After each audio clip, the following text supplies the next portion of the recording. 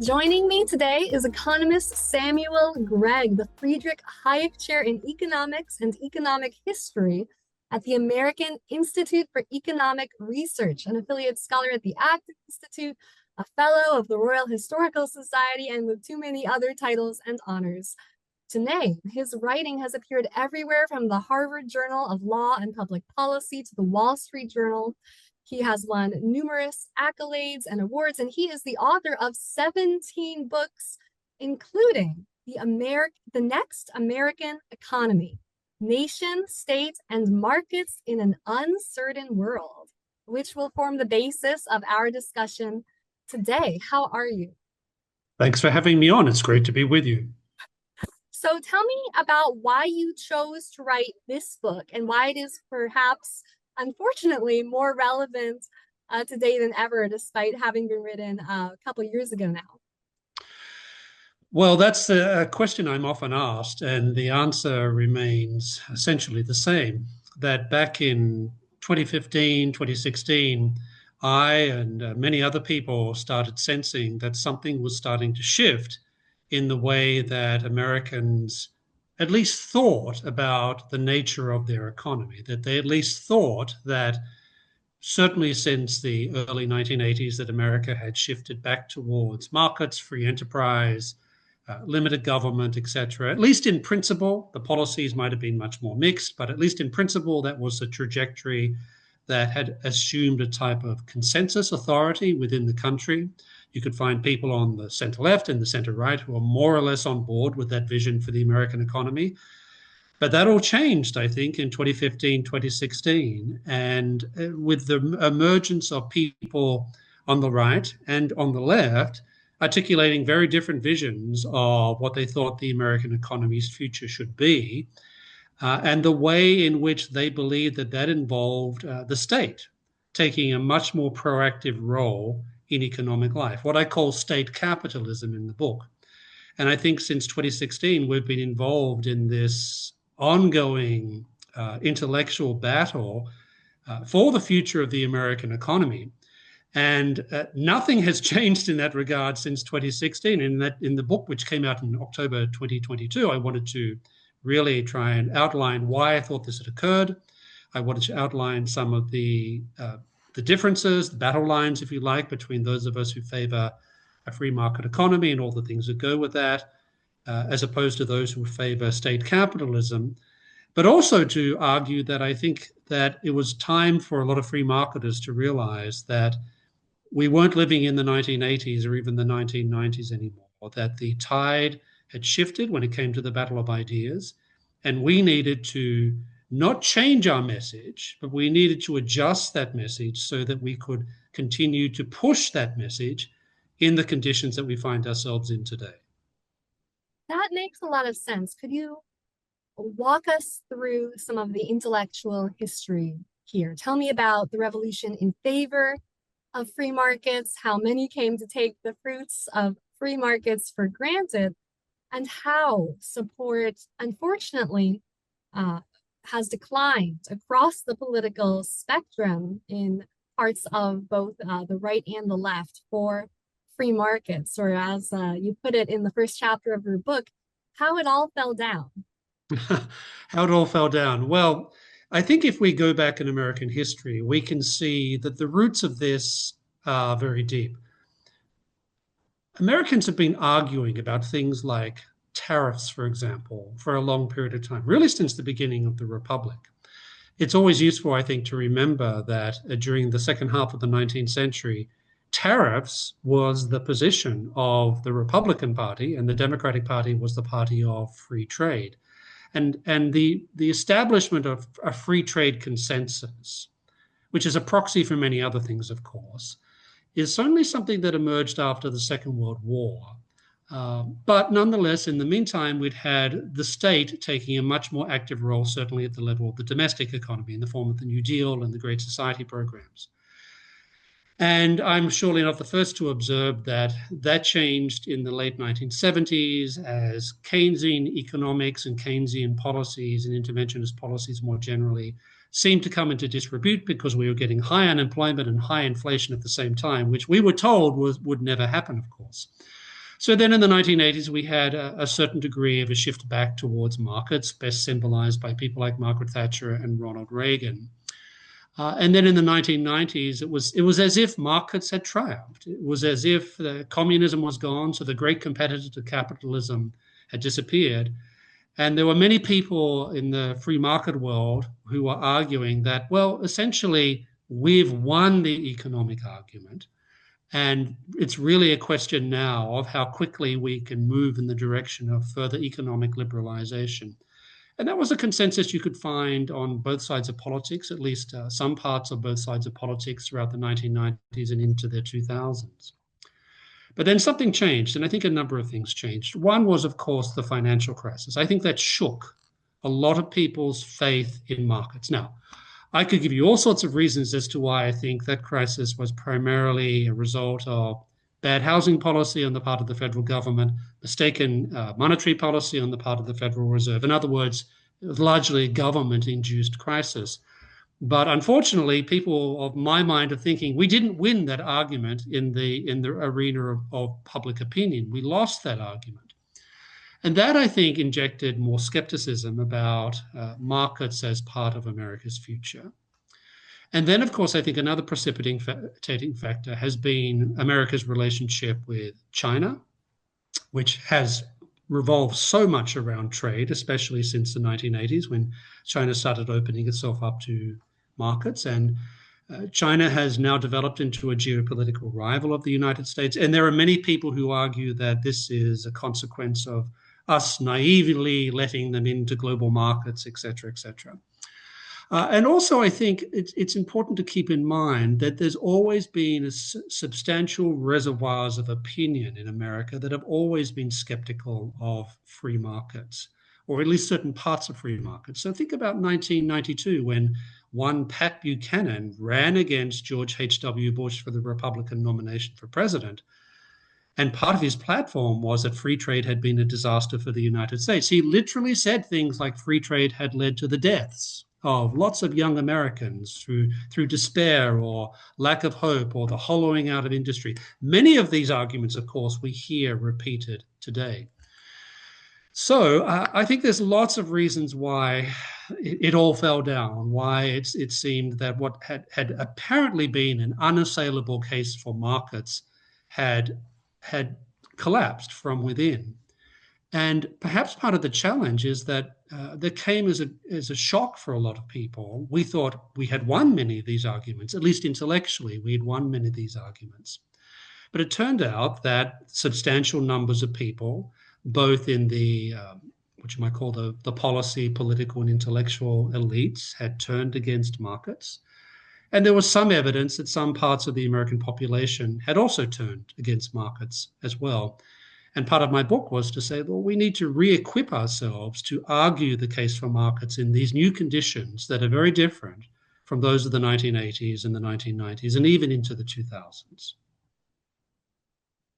So describe what we are up against. What is this state capitalism alternative that so many seem to be advocating? Obviously, you do still have some who would advocate for full communism or for socialism, like Mr. Zaran Mamdani, but overall, the alternative seems to be this idea of state capitalism, right? So tell me about that.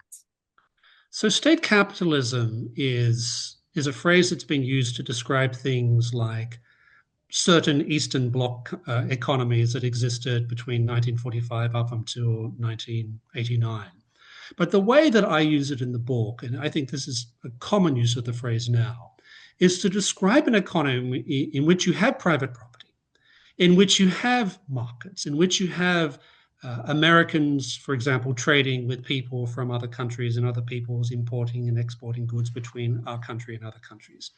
But state capitalism means that the state goes beyond maintaining things like rule of law, and protecting property rights, and basically providing a type of backing for certain institutions, certain legal and political institutions that markets need if they're going to operate. And instead, the state starts to extend its reach into the economy to try and deliver outcomes in certain economic sectors that would be different than if markets were left to prevail. So this can take the form of tariffs, for example, or subsidies, but it also takes the form of things like industrial policy. And that's the classic definition of industrial policy. It's not trying to abolish markets per se. It is trying to, however, weigh the scales and trying to push consumers and producers, and particularly producers, in particular directions. So these are some of the manifestations of state capitalism. It usually, of course, involves a large and extensive welfare state. It involves using regulation in what Americans call the administrative state to try and put certain parameters and contours around the workings of markets, etc. So as I said, while you still have markets, while you still have competition, while you still have private property, while you still have actually most of the economy still located in the private sector, the state goes far, far, far beyond anything that would have been envisaged, for example, by America's founders, or the types of limitations that, for example, classical liberals or limited government conservatives have traditionally seen as the role of the state in the economy. So that's what I mean by state capitalism. And I think if you look around America today, that's exactly what we're living in. Absolutely. I think it's difficult to say in a post-Liberation Day world that there's still a consensus on free trade. So now that you've described this idea that's gaining traction of state capitalism, let's dissect it a bit more. Mm-hmm. Tell me about protectionism. You have a chapter in the book titled Why the Protectionism Does Not Pay. So why doesn't protectionism pay? Well, the classic arguments against protectionism, which are, as you know, very central to classical liberal arguments about politics and economics, they ultimately go back to Adam Smith and his Wealth of Nations when he was critiquing what he called the mercantile system around him. And his basic argument against tariffs was that they don't actually increase wealth. What they do is try and push production or economic activity in particular directions by essentially incentivizing producers to try and produce certain types of goods and avoid doing other things in the economy. That's essentially what protectionism tries to do. It tries to raise costs so that the idea is that you want to export as much as possible and import as little as possible. And that's the classic argument of mercantilism, and protectionism is a manifestation of that. But the problem, of course, is that, first of all, it's a type of hidden tax on consumers, because the businesses that get charged the tariffs invariably pass the costs on to consumers. It encourages tariff walls, I like to say, encourage businesses to become lazy and to cease or try to look to the government to protect them from domestic and international competition. Protectionism also encourages what you might call cronyism, by which I mean businesses getting close to government to try and make sure that tariffs are leveled against their external competitors and sometimes even their domestic competitors as well. And it also shifts the balance of the economy away from the consumer and what you might call consumer sovereignty, and much more towards an economy in which the emphasis is upon protecting the interests of the producer. And the problem with that, of course, is that in the end, it doesn't serve producers very well, because in the end, protectionism makes them lazy, makes them uncompetitive, and rarely ever manages to maintain a particular industry in place. It just delays the process of decay or disincentivizes them from actually changing the way that they behave. So protectionism, despite the word, which implies, of course, that we're protecting, we're helping you, we're making sure that you are able to weather the storm, it actually does enormous damage, both to consumers, but also in the long term to the industries that it's ostensibly designed to protect. I always like to say that if you look at a tariff, or if you want to understand why tariffs in the tariff code vary so widely and extensively, you just have to look and ask yourself, okay, which is the lobby group that has been successful in getting this particular thing in place? And typically, tariffs are presented as being in the national interest or the general welfare or the common good, etc. But actually, they're not. They had everything to do with sectional interest and promoting the well-being of particular sectors or particular industries at the expense of everyone else. So, to my mind, there's really nothing redeeming about tariffs at all, and they're a type of self-inflicted harm by governments upon the countries that they're ostensibly trying to protect.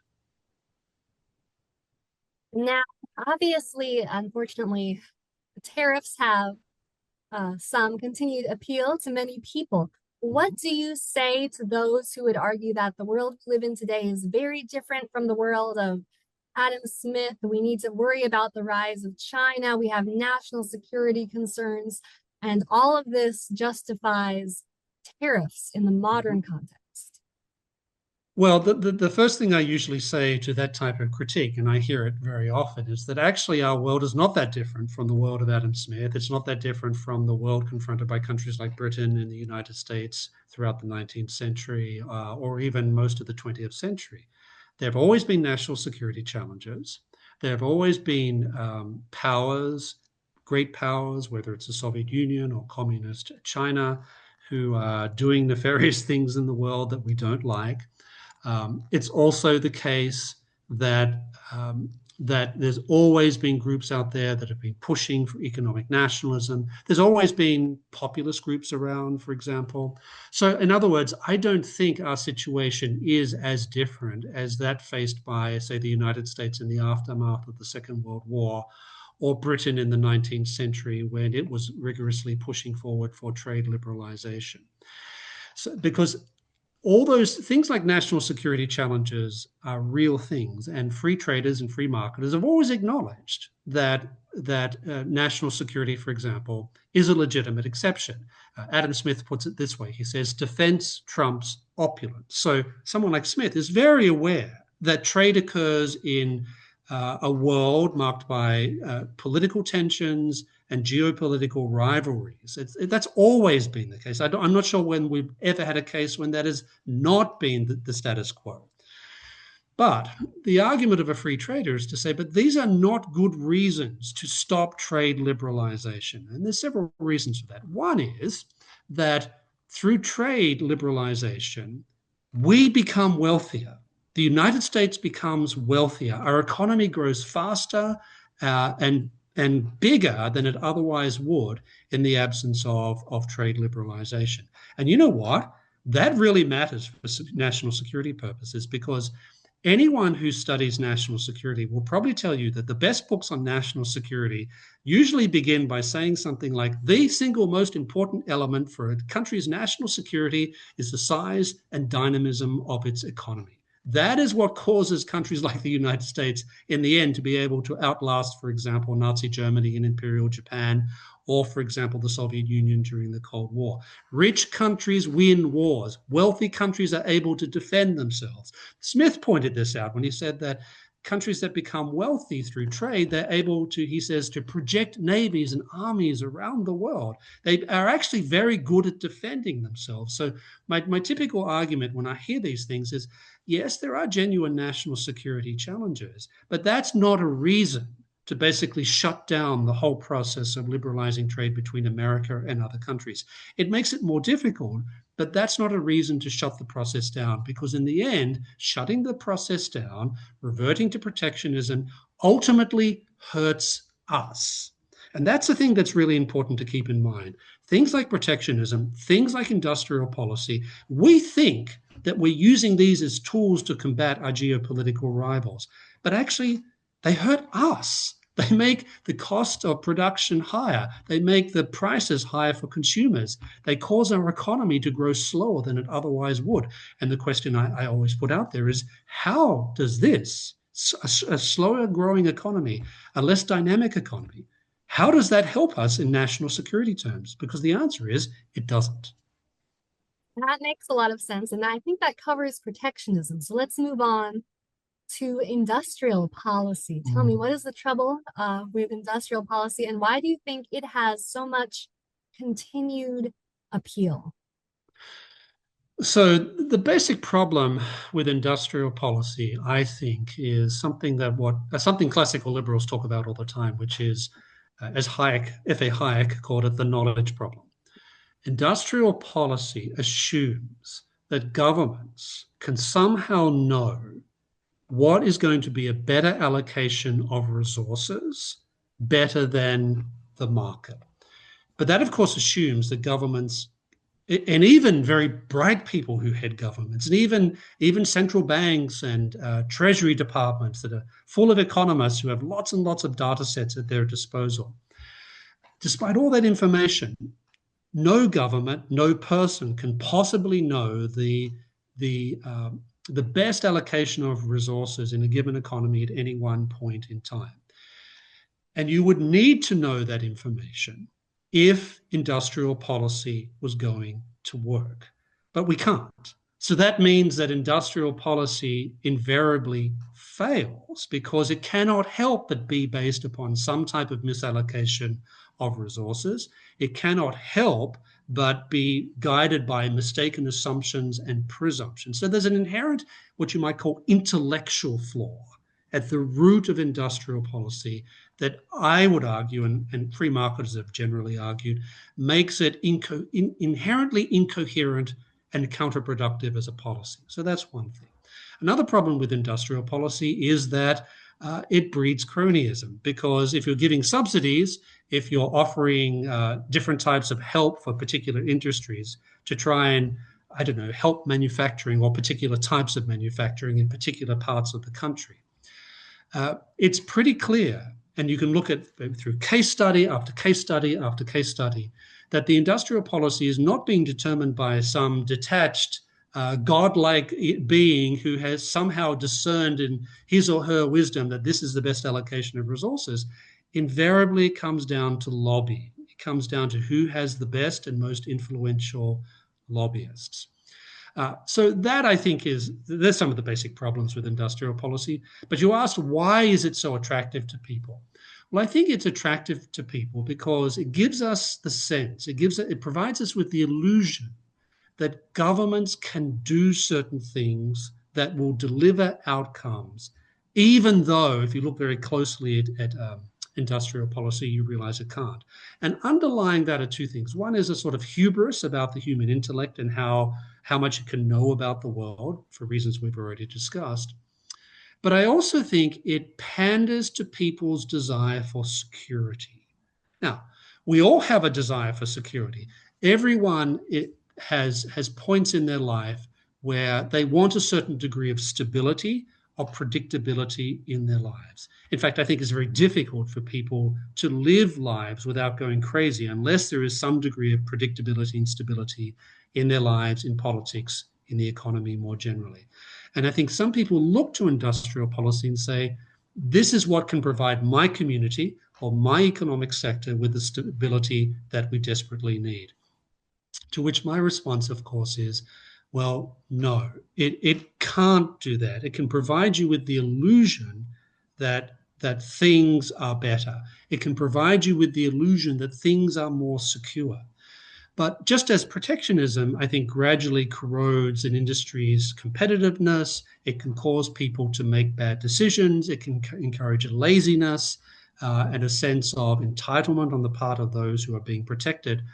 Industrial policy does the same thing. And in the long term, I think, results in greater instability and lack of economic security over the long term.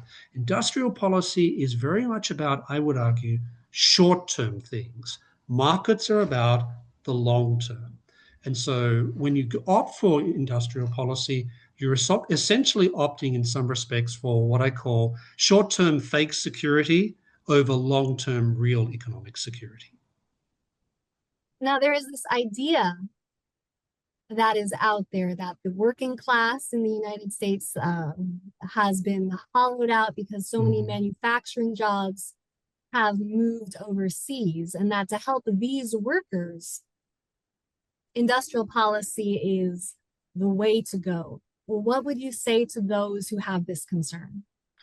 Well, there's a lot of things I would say. One is that it's certainly the case that in the area of manufacturing, we've seen a decline in the number of jobs since the early 1970s, or maybe the mid 1970s. There's no question that the number of manufacturing jobs has fallen. But that actually has relatively little to do with outsourcing and a lot more to do with technological change.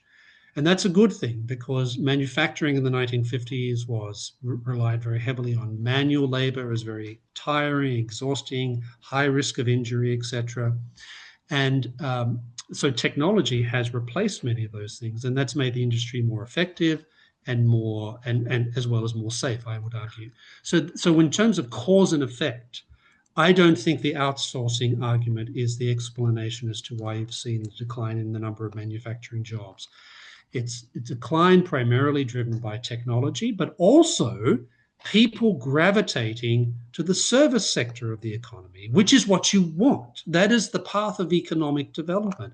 Economies are not supposed to remain forever sort of stuck in an economy where manufacturing is everything. You want to move towards an economy in which the service sector is predominantly the major part of the economy, which is what we have in America today. The jobs are easier in many respects, they're less physically demanding, they're safer, and the jobs actually pay better as well. The other thing I would say is that most of those parts of the country that once had very big industrial manufacturing sectors and no longer have those sectors, most of those towns, most of those cities have actually transitioned towards something different. A great example would be a place like Pittsburgh, which I think has transformed itself away from industrial manufacturing to other types of industries. And I'm not downplaying the transition can be hard, it can be difficult. Another city would be Grand Rapids, Michigan, which was very much a manufacturing town, but has transformed itself into a medical hub now. And you only have to look at the contrast and contrast those situations, which are by far the majority of situations that we've seen, and contrast it with a place like Youngstown, Ohio, or Detroit, Michigan, which did not opt to change, which opted to try, these towns tried to stay the same. They tried to stay the same through protectionism, lobbying for subsidies, and in some cases actually getting not one, but two and three bailouts from the federal government. So in other words, those towns and cities that opted to embrace change and work with the change, they have come out the other side quite well. Those towns and those regions that opted to not change have effectively made themselves poorer and less competitive in the American and global economy. So I think the cause that we often hear for what's happened to manufacturing is mistaken. I also think the description of what has happened to manufacturing in America is also false. But unfortunately, the myths that myself and others, including many people at Cato, have tried to combat, those myths have a very powerful grip on a lot of Americans' imagination, and challenging those myths, I think, is part of what we have to do. That's what this book helps do. Now, you have a chapter with a rather counterintuitive title, perhaps to some, Business Against the Market. What do you mean by business against the market? Well, I think there's an assumption on the part of many people that being in favor of business is the same as being in favor of markets. And I always say, no, actually, I'm in favor of markets. I'm in favor of consumer sovereignty. I'm not actually in favor of business qua business, because markets are not the same thing as business. Markets are relationships, markets are institutions, markets are forces like dynamism and free and entrepreneurship and all these things. Businesses are organizations that help to organize capital, labor, intellectual qualities, etc., that become productive units. They're participants in markets. They're not markets themselves.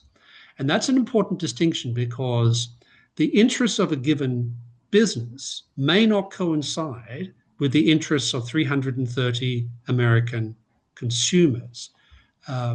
Businesses, in many cases, don't particularly like markets. I know plenty of business leaders who quite like subsidies, who are quite favorable towards tariffs, who resent competition, be it domestic or international, who don't like being in a position whereby they're constantly having to change to update what they do so that they can stay alive.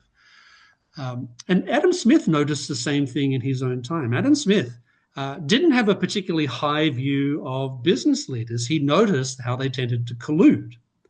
He noticed how that they tended to get together and, what he says, conspire against the public. And what he meant by that was to go and lobby the government in London for privileges, for literally license to be given monopolies, to be the only business that's allowed to trade in a particular part of the world, etc. And so that's part of it. It's also, I was also arguing in that particular chapter that there's a real risk of businesses being captured or drifting towards political causes that have very little to do with dynamic markets. And I use the example of ESG and DEI and these sorts of things as instances of political capture by of interest groups, of political groups, of business, but also as a way for many business leaders to basically excuse poor performance. So there's actually some empirical evidence showing that certainly up until relatively recently, there are a lot of executives, when it came to trying to explain poor performance in a given financial year, they would say things like, well, we have these responsibilities to the environment, or we can't necessarily employ everyone that we might like because we have these different ethnic criteria or whatever criteria that we have to use, et cetera, et cetera. And so in other words, some of these political mechanisms have become ways for business leaders to excuse poor performance. So, but generally speaking, I think it's really important for those of us who believe in markets to say that we favor markets. We're not so much about business per se. Businesses are participants in markets. They're not markets themselves. And that distinction, I think, is something that a lot of people, when they think of markets, they think of big corporations, they think of large businesses, they think of the local business around them. But those entities are organizations that ostensibly are pursuing profit, that are competing with one another, so they're participating in the marketplace. They're not the market themselves. That is an excellent transition to part two of the book, Markets in America. You start out that section of the book with America as a creative nation. Tell me about that. Well, especially in the 20th century, the notion of entrepreneurship and creativity, which had been less emphasized by, say, the more classical economists of the Scottish Enlightenment and even into the 19th century, they had not said so much about things like entrepreneurship and economic creativity. I think it was more assumed rather than talked about. But in the 20th century, you have people like Joseph Schumpeter, for example, or in more recent decades, someone like the economist Israel Kirzner, pointing out that the entrepreneur and human creativity is essential for a dynamic economy. In many respects, much economic activity begins with the entrepreneur. Entrepreneurs are those people who are not just making big discoveries like the iPhone that just fundamentally changed the entire economy. Entrepreneurs are those people who are making piecemeal changes on an everyday basis to processes, to the way that businesses function, to the manner in which products are delivered and sold, etc. And that creativity is constantly animating a market economy. And if you think about it, if you take away creativity from the market, then the market will grind to a halt very, very quickly. It will enter a stage of almost automatic stagnation. And I think it's important for those of us who favor markets to talk about creativity as a type of driving force for markets, but also that's something distinctly human. I mean, one of the things that makes us different from the animals is that we can be creative. We can use our intellect, we can use our imagination, we can use our capacity for free choices to reshape the world around us in ways that have been hitherto unknown. Animals can't do that. They operate by instinct. And so I think that part of the case for reselling markets to people today is to say markets are part of who we are. We are made to truck and barter, as Adam Smith said, and we're also made to be creative. And that, I think, is a very uplifting, very positive message that we can present about markets. And of course, people on the other side of the debate, economic nationalists, they tend to be rather suspicious of economic creativity because economic creativity creates disruption. It means change. It means you have to adapt. And dynamism is something that's constantly working its way through an economy in which creativity is very important. So to that extent, I think re-emphasizing creativity both as an economic force but as something that's distinctly human is a very good way of helping people understand that markets are not this abstract theoretical thing that's out there. It's part of who humans are as they advance into a mature civilization. How do you think this idea of creativity as distinctly human changes, if at all, in the age of artificial intelligence? Well, I tend to see artificial intelligence as an extension of human creativity because, in the end, it was human minds working over long periods of time, traceable all the way back, I would argue, back to the Greeks, that have enabled artificial intelligence to emerge in the way that it does today. And I tend to think of artificial intelligence as a tool. I mean, we've been told in the past there are all sorts of different forms of technology that would render human beings redundant, but it never really happens. And so I think that, so to the extent that artificial intelligence accentuates human creativity by, for example, taking over and doing certain tasks that take up a lot of time but aren't necessarily particularly productive. Artificial intelligence is very good at doing those sorts of things. But I've also yet to see artificial intelligence develop the capacity, I'm not even sure it can, the capacity that I think is super important for um, life in a market economy, or two capacities. One is imagination. I'm not sure that artificial intelligence has the capacity for imagination in the way that we typically understand that. It's also not clear to me that artificial intelligence has the capacity for insight. And by insight, I mean something, our mind suddenly apprehends something in front of us that we haven't noticed before, or we haven't seen before, or very few people have seen exhibited in a particular way. And it's not clear to me that that type of spontaneity, which I think is partly what explains when we have an insight into something, it's not clear to me that artificial intelligence can replicate that. I could be wrong, but it's not clear to me at this point in history that that's likely to be the case. So that covers creativity. Now tell me about America as a competitive nation. Yeah, well, that's interesting as well because, as you can probably tell by my voice, I wasn't born in the United States, and so I come at this as someone who's lived in America for a long time now and is an American citizen, but who has a sort of outsider's perspective as well. And Americans are very competitive people. They're very, very competitive people, and that goes right back to I think, to the founding, and even further back in the history of the American colony. Americans are very, very competitive people, and they don't see competition as a bad thing. It's not seen as something that's distasteful or something that you do, but you don't really want to talk about it too much, etc. Americans, I think, are highly competitive people. And that's important because competition is not about destroying other people. Competition is adapting and changing so that you can do things faster or more efficiently or more creatively than other people. The objective is not to destroy other people, it's to improve the way that you're doing things by noticing what other people are doing, seeing where they're not doing things quite as efficiently as they might otherwise be able to do, and also following the to become more competitive. So I think Americans have compared to so many other peoples, they have a sort of a natural instinct for this. And if you look at it, a lot of international ratings of economies, we're still relatively competitive compared to most other economies in the world.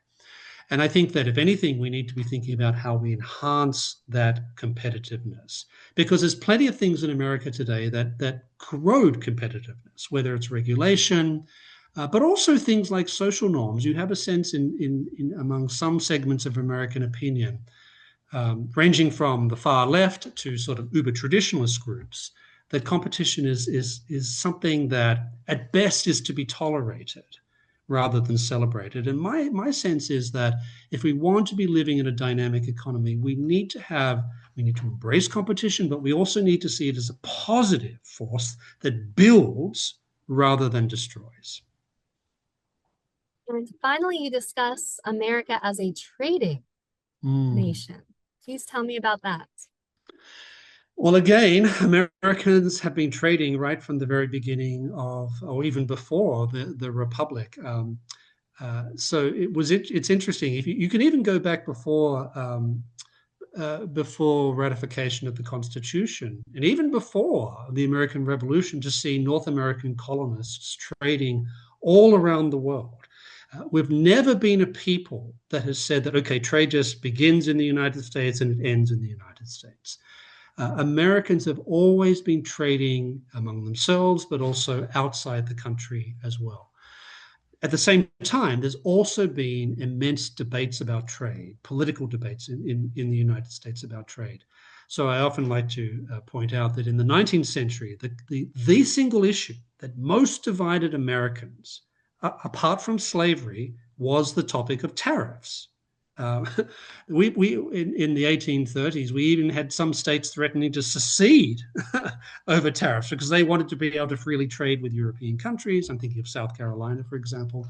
So we've always had these debates about trade. And one of the things I think that we need to do, advancing the idea of America as this dynamic market economy, is to really embrace trade, not just domestically, but internationally, for some of the reasons I've already mentioned, that it makes us more competitive, it improves our national security. I think it makes us more entrepreneurial. It creates markets for Americans to export goods, etc. These are all very, very good things. And I think that we have a certain history of trade, we have a certain tradition of trade, we have a debate that's going on about trade, which never really, I think, comes to an end. But I think instead of seeing trade as a zero-sum game, which I think is the tendency in which many people on the left and now on the right have tended to think about trade, like I win because you lose. One of the things we need to do to rehabilitate markets in America is to show people that trade is a win-win situation. The more trade we have, the more winners we have. We might not win to the same extent when you or I engage in a trade, but both of us are nonetheless winners. And breaking away from that zero-sum mentality when it comes to trade, which comes up again and again and again, is, I think, crucial if we're going to revive markets in America today. Bring together all of these ideas of valuing creativity, America's spirit of competition, and our tradition of free trade into this idea of a commercial republic. Please tell me about that. So, one of the things about the United States is that from the very beginning, and it's not just Americans who have noticed this, but lots of external observers have noticed this, is that America begins as a commercial nation. So it's not a feudal society. Even mercantilism was not particularly strong in the American colonies compared to, say, continental Europe and Britain. Commerce has been central to Americans' identity right from the very beginning. And external observers see this because they look and they say Americans are obsessed with money. They're so competitive. They're perpetually being entrepreneurs. When Alexis Tocqueville came to America in the 1830s, he looked around and said, quote unquote, everyone is an entrepreneur. So this idea of commerce, far from being this slightly distasteful thing that we really don't want too much to do with, we need it for practical purposes, but let's not invest too much value in it. Americans have never been like that when it comes to commerce. Commerce is part of our identity of who we are as a people. And that has gone along with this attachment to republicanism. And by republicanism, I don't mean literally a republic as opposed to a monarchy. What I mean is a certain set of classical, commercial, and even religious virtues that have animated a commercial society like the United States for a very long period of time. In fact, I think you can find a very good description of what America is as a commercial republic in George Washington's farewell address, where he talks very explicitly about how he sees Americans trading among themselves and also trading throughout the rest of the world without fear or favor, without expecting protection from the government, without expecting subsidies or any of these sorts of things. And if you read the Federalist Papers, Federalist 10, Federalist 11, it's very clear that this new republic is envisaged as one in which commerce is central to its identity and central to its activities as a people, which is very, very different from the types of regimes that for the most part existed, for example, in continental Europe in the end of the late 18th century. And even during, despite the Great Society, despite the New Deal, commerce remains something that Americans and people looking at America have traditionally seen as something very, very important for Americans that goes far beyond. It includes, but goes far beyond economic development and the growth of wealth. And if we lose sight of that, I think the country is in big trouble because we're not meant, the line I always use is, we're not meant to be just another Western European social democracy. That's not what America is supposed to be. There are some Americans who do want America to become like that, but that is not the vision that the founders have had of the United States. And I don't think it's a vision that even today, large numbers of Americans are simply not willing to abandon because they understand there's something about this that makes us different from other countries. That doesn't mean that other countries can't become commercial societies. Of course they can. But in the case of the United States, there's particular things in its history, particular things in its founding ideals, particular aspects of American culture that lend itself to America being understood as a commercial society rather than something that's not. I agree with you, obviously, that this idea of the United States as a beacon of freedom and economic dynamism is something to aspire to. But given current events, what do you foresee in terms of the future economic direction of the United States? Are we going to move closer to that ideal, our self-conception as this haven of freedom, or do you see things moving in a different direction? Well, the battle of ideas never ends, right? Even in the 1980s, in the 1990s, there were plenty of people expressing deep reservations about markets, about limited government. The New Deals and the Great Society programs still overhang a lot of American political culture. It informs the assumptions that many Americans bring when they think about the economy as a whole. What we've also seen added to that since the mid 2010s, of course, is a type of nationalist populism. Now, that's manifested itself on large parts of the right. I think it's the dominant force now, and I guess you would say a lot of the Republican Party. But that's not to say that we don't see similar things happening on the political left as well. There's left-wing populism, and that tends to be very class orientated. It tends to feed off a sense of the idea that inequality in itself is always bad, that inequality of outcome is always there's something intrinsically wrong with that and we need to correct it. And it's interesting, actually, that some of the mythologies that you hear on among nationalist populists and left-wing populists, a lot of the mythologies are very much the same. They're sort of the diagnosis of what's happened to America, the critiques you hear of capitalism, their explanations of what's happened to particular parts of the country. They're not that dissimilar. In fact, I often like to say to people, if you look at some of the economic policies proposed by someone like, say, the Trump administration, both first time and second time, but you compare some of those policies to the economic policies of Senator Bernie Sanders, there's a lot of commonality, right? There's the sense that Blue collar workers have done poorly as a result of economic liberalization. That manufacturing has been emptied out by trade, etc. That we should be actually be giving more by way of benefits and welfare to particular segments of society rather than trying to wind these things back. So uh, there's a type of new set of parameters, populist parameters that crisscross the left and the right that make it harder to articulate the case for markets. Now, I'm not saying that we have to abandon what I think are the very solid intellectual arguments. We need to keep making those over and over and over again, because I think in the end, that's where the real battle comes down to. If we don't engage in those arguments, we don't win those arguments, we lose everything else. At the same time, those of us who believe in markets, we need to find ways of combating this type of new populist consensus that has enveloped parts of the right and parts of the left. Because when you have a cross-party consensus on particular issues, it gets very, very difficult to change that or to challenge that. Not least because there's very few incentives for political leaders or legislators to adopt a contrary position, because they get primaried or they'll be pushed out at some point in their political career. So in addition to all the usual problems that we have when it comes to making markets, the fact that arguments for markets are often counterintuitive, that markets are about the long term rather than the short term, that markets force us to face up to certain realities of the human condition, that we have limited knowledge, for example.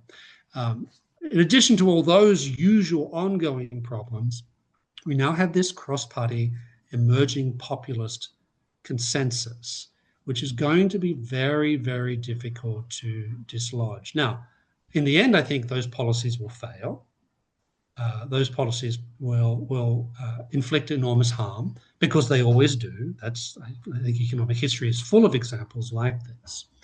But that doesn't necessarily mean that we'll move back in the direction of markets very quickly, because the argument, well, we didn't do enough. We clearly needed more intervention, and we needed the state doing more things in the economy. Otherwise, these things would not have failed. So the clash of ideas is ongoing. There are new problems that face us, and that means that we need to keep making the same arguments, but we also need to find new media for getting our arguments across to some of these broader audiences, because whether we like it or not, in the conditions of a democracy like the United States, that's what a lot of these decisions come down to. Whether you can win first the battle of ideas and second the battle of public opinion. If you win both of those ideas, you win everything. If you lose one of those ideas, one of those particular battles, I think you lose the whole thing. On that note, what would be your closing argument to someone who remains skeptical of free markets, and whether they're on the left or the right, remains interested in these new ideas of industrial policy and protectionism as worth pursuing? Well, there's lots of different ways. It would depend on the specific type of audience. So, for example, if I was talking to people who are concerned about poverty, for example, who are concerned about the least among us, for those who are struggling in the economy, my closing argument to them would be: markets have done more in history to lift people out of poverty than any other force that we know of. And that's not just in the developing world, especially in places like East Asia. That's a sort of constant lesson throughout history. So if you really care about the poor, you should really care about markets. If I'm talking to a group of people who are very hostile or skeptical of business, I would say, well, if you want to discipline business, if you want to make sure that business serves consumers, you want to make sure you're in as dynamic a market as possible, because in the absence of a dynamic market, cronyism and favoritism and neo-mercantilism will prevail, and all the bad things that you don't like about business will only get more magnified throughout the economy. If I'm also talking, however, to a group of people who are believe in their country, who are patriotic, who want to see America succeed, I would basically say things like industrial policy, things like protectionism, these things will not produce American greatness. they will they will cause serious regression in our economic life and therefore in our political, and I would even argue in our cultural life as well. So if you want an America that's free, if you want an America that's faithful to its founding ideals, if you want an America that's strong in the world, if you want an America that truly provides the possibility of opportunity for people, then you should really be on the side of markets, because the people on the other side, the economic nationalists, the protectionists, the interventionists, though that's not their concern. Their concern fundamentally is sectoral interest, special interests, interest groups. It's not what the Constitution calls the general welfare of the United States. So there are a variety of ways in which I would answer those sorts of arguments. But I do happen to think that we can make those types of arguments to people who, even after they've heard all the economic arguments, need to hear normative arguments to seal the deal. Because this is the Human Progress podcast, I always try to end on a positive note. So I'm Mm-hmm. curious, what do you feel hopeful about, or most hopeful about, with regards to the future of the United States of America? Well, in terms of the economy, I would say I'm very hopeful and inspired by the fact that we remain the world's most entrepreneurial economy, uh, by far, by far. Even despite all the regulation, despite Roosevelt, despite Johnson, despite all sorts of very bad policies, entrepreneurship continues to flourish in the United States. There's something about American culture that inclines people to view entrepreneurship as a positive rather than a negative. So that's one thing. And if you have strong culture of entrepreneurship, then I think you've got a lot of room for hope. The second thing I would say is that despite all the regulation, despite all the welfare programs, despite all these things that have been laden onto the American economy, it's kind of amazing how resilient American capitalism is. It's kind of amazing how it bounces back over and over and over again. And that is something that's less evident in a lot of other economies. I look at, for example, Western Europe, and I see a lot of stagnation. I also see a reluctance to change. I see a sort of gradual drift in what I call the sort of European social democratic direction. Now, that's not to say that the same trends aren't evident here. Some of those trends are evident here.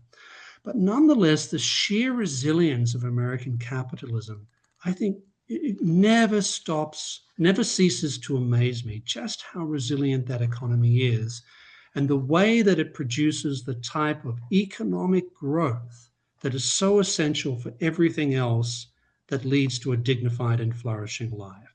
So those are the two things: the persistence of entrepreneurship, the sheer cultural influence of it in every sector of America, but also the sheer resilience of American capitalism. It's if, it's battered, it's been punched around, it's been had lots of things laid upon it, but nonetheless it keeps powering forward. And that, I think, is both those things are sources for optimism today.